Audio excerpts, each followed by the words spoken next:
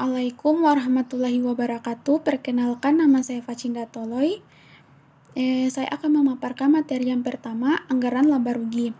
Apa itu anggaran laba rugi? Anggaran laba rugi adalah anggaran yang merencanakan keadaan keuangan sebuah perusahaan pada suatu periode yang akan mendatang. Dan selanjutnya, sumber-sumber informasi yang dibutuhkan dalam penyusunan anggaran laba rugi antara lain yang pertama anggaran penjualan, yang kedua anggaran produksi, yang ketiga anggaran biaya produksi, yang keempat anggaran biaya operasi, yang kelima anggaran pajak, penghasilan badan, dan yang terakhir yang keenam anggaran kas. Selanjutnya menghitung nilai persediaan akhir barang jadi. Ada dua asumsi arus biaya persediaan yaitu FIFO dan average. FIFO, freeze in, freeze out adalah metode untuk menentukan harga pokok penjualan dengan cara mengasumsikan bahwa produk yang sudah terjual merupakan produk terlama dalam invertasi. Dan metode average biasanya disebut metode rata-rata. Tertimbang, metode average berbagi antara biaya barang yang tersedia untuk dijual dengan jumlah unit yang tersedia, sehingga persediaan akhir dan beban pokok penjualan dapat dihitung dengan harga rata-rata. Metode average adalah titik tengah atau perpaduan dari metode FIFO dan LIFO. Selanjutnya, anggaran operasional untuk perusahaan dagang dan jasa. Dalam menjalankan proses usaha, perusahaan dagang mengenal siklus operasi. Dan siklus operasi dalam perusahaan dagang utamanya ada 4, yaitu yang pertama pembelian, yang kedua penjualan, yang ketiga arus kas, dan yang terakhir persediaan barang stok. Selanjutnya, karakteristik perusahaan dagang.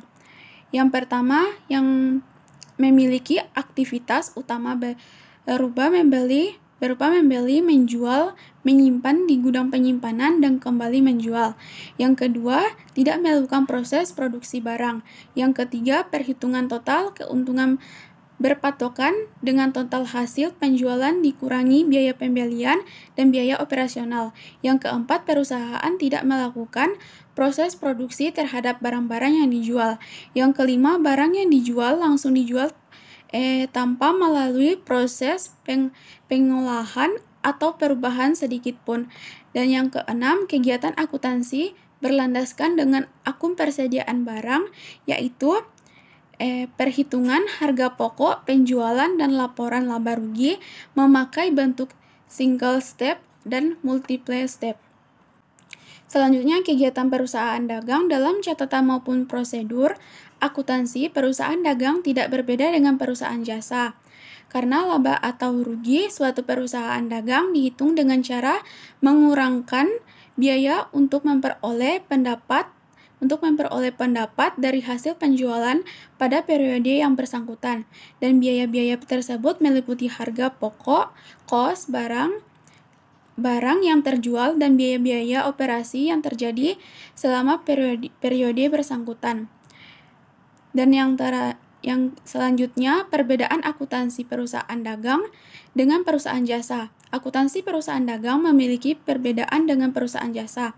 Yang membedakan terutama adalah aktivitas dan akun-akun yang tidak terdapat pada perusahaan jasa, tetapi ada pada perusahaan dagang. Perbedaan juga yaitu bahwa pada akuntansi pada dagang lebih ditekankan pencatatan barang-barang dagang baik yang masuk maupun yang keluar dari perusahaan atau yang terjual kepada konsumen. Baik, saya akan melanjutkan materi dari Facinda Toloy, yaitu prosedur penyusunan anggaran perusahaan dagang. Prosedur penyusunan perusahaan dagang ini terbagi 4. Yang pertama, penentuan pedoman anggaran. Yang kedua, persiapan anggaran. Yang ketiga, penentuan anggaran. Dan yang keempat, pelaksanaan anggaran. Berikut penyusunan anggaran perusahaan dagang. Baik, di sini ada contoh penyusunan anggaran perusahaan dagang dari perusahaan sepedaku. Perusahaan dagang sepedaku membuat rencana penjualan sepeda lipat dan sepeda gunung yang terinci dalam triwulan 1 tahun 2019 sebagai berikut. Yang pertama, sepeda lipat seharga 2 juta per unit. Kedua, sepeda gunung seharga 3 juta per unit. Baik, selanjutnya saya akan menjelaskan rencana penjualan dan rencana persediaan untuk setiap jenis sepeda. Yang pertama, rencana penjualan. Rencana penjualan ini dari bulan Januari sampai bulan Maret. Bulan Januari itu sepeda lipat 65 dan sepeda gunung 40. Untuk bulan Februari sepeda lipat 70 dan sepeda gunung 45. Dan untuk bulan Maret sepeda lipat 80, sepeda gunung 55. Berikut yang kedua, rencana persediaan untuk setiap jenis sepeda. Untuk persediaan setiap sepeda ini juga dari bulan Januari sampai bulan Maret. Persediaan untuk bulan Januari tanggal 1 sepeda lipat 15 dan sepeda gunung 10. Persediaan untuk bulan Februari tanggal 1 itu sepeda lipat 10, sepeda gunung 15. Dan persediaan untuk bulan Maret tanggal 1 itu sepeda lipat 12 dan sepeda gunung 13. Dan untuk bulan Maret tanggal 31 sepeda lipat 8, sepeda gunung 6. Selanjutnya rencana penjualan sepeda lipat dan sepeda 3. Selama triwulan 1, perkiraan harga beli setiap jenis sepeda tidak berubah sesuai harga pada awal tahun 2016, yaitu 2 juta per unit untuk sepeda lipat dan 3 juta per unit untuk sepeda gunung. Yang keempat, perkiraan beban operasional tetap bulanan 30 juta dan beban operasional variabel rata-rata 350.000 per unit untuk total sepeda yang terjual. 15% dari anggaran beban operasional tersebut merupakan beban non-tunai yang beban operasional dibayar pada bulan yang bersangkutan. Yang kelima, semua penjualan dilakukan tunai, pembelian dilakukan kredit 2/10 bagi 6/30 dengan pola pembayaran berikut. 1. 50% dibayar pada bulan pembelian di periode potongan. 2. 30% dibayar pada bulan pembelian di luar periode potongan. Dan yang ketiga, 20% dibayar pada 1 bulan setelah bulan pembelian. Berikut yang keenam, saldo awal kas pada bulan Januari 2016 sebesar Rp142.500.000. Baik, selanjutnya berdasarkan data tersebut diminta menyusun 1. Anggaran penjualan kedua sepeda untuk triwulan 1 bulanan tahun 2019. Kedua, anggaran pembelian kedua sepeda untuk triwulan 1 bulanan tahun 2019. Ketiga, anggaran harga pokok penjualan kedua sepeda untuk triwulan 1 tahun 2019. Dan berikut anggaran beban operasional untuk triwulan 1 tahun 2019. Dan berikut anggaran laporan laba rugi untuk triwulan 1 tahun 2019. Dan yang terakhir, anggaran kas untuk triwulan 1 tahun 2019. Selanjutnya, anggaran penjualan sepeda triwulan 1 bulan tahun 2019 untuk bulan Januari, Februari, Maret. Total sepeda lipat unit yang terjual itu sekitar 215 dengan harga 3 juta, jadi totalnya 645 juta. Dan untuk sepeda gunung, unit yang terjual itu 140 dengan harga 4 juta, totalnya 560 juta. Jadi total dari keseluruhan penjualan sepeda lipat dan sepeda gunung itu 1.205 juta. Baik, di sini saya akan melanjutkan presentasi dari Asni Bakari. Jadi di sini tentang anggaran pembelian sepeda triwulan 1 tahun untuk 2019. Jadi untuk bulan Januari, Februari, Maret. Nah, di sini kita bisa lihat unit jualnya 215, total unit jualnya ini 215. Kemudian total dari persediaan akhirnya 8 dan persediaan awalnya 15. Dengan unit pembeliannya itu totalnya 208 dengan harga pembelian 2 juta. Nah, untuk totalnya juga dia mencapai 416 juta. Kemudian untuk anggaran pembelian sepeda gunung. Nah, kita bisa lihat juga di sini di tabel ini. Jadi total dari bulan Januari, Februari, Maret unit jualnya itu 140. Kemudian persediaan akhir dia 6 unit dengan persediaan awal 10 dan unit pembeliannya 136 dengan harga beli 3 juta. Jadi totalnya mencapai 408 juta. Kemudian untuk harga pokok penjualan triwulan 1 tahun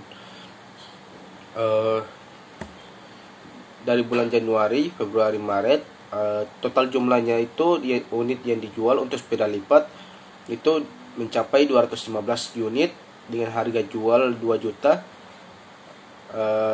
dan jumlahnya 430 juta.